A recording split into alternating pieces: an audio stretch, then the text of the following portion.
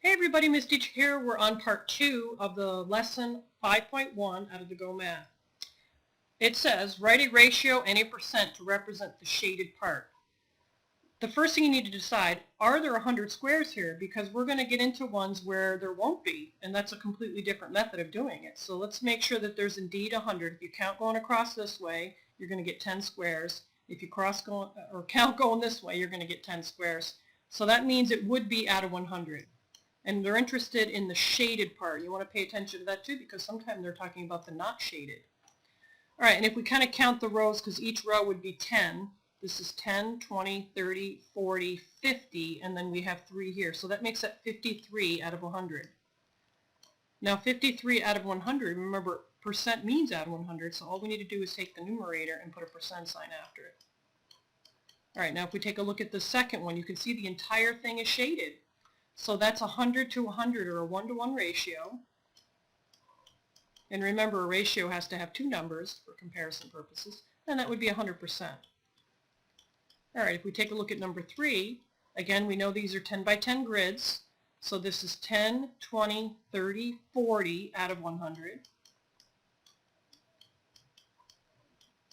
And we'll come back and simplify that. All right, so as a percent, that would be 40%. Now if we're simplifying this, we might first reduce by dividing by 10, and then we can divide both of these by the GCF would be 2. So this divided by 2 would be 2, and this divided by 2 would be 5.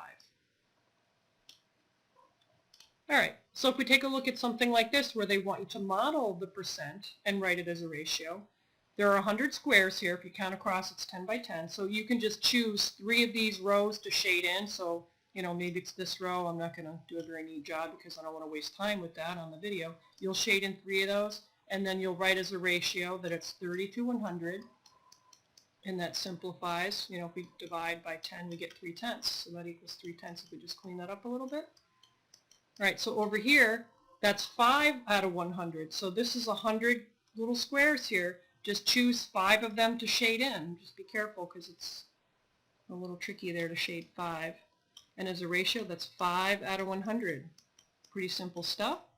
All right, so this one, we're shading in 75 out of 100. So you'll shade in, you know, 1, 2, 3, 7 of the rows, and then you'll shade in 5 of that almost last row. All right.